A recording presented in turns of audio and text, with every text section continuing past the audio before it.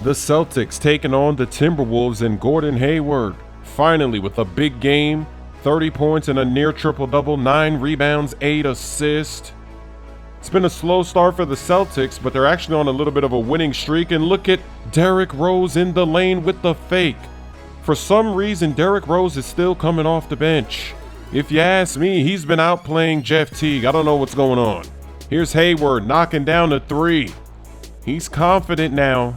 This was a very good game to see him moving and seeing him being aggressive. Here's Derrick Rose.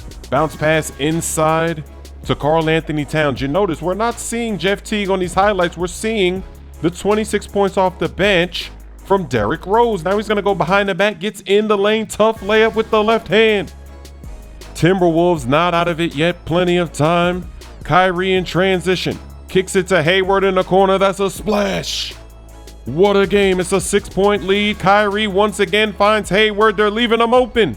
They're disrespecting him. Celtics win.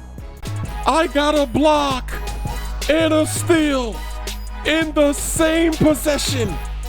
That's a murder. I'm bullying Isaiah the way that I smacked that down. What maneuver could possibly be Smoover?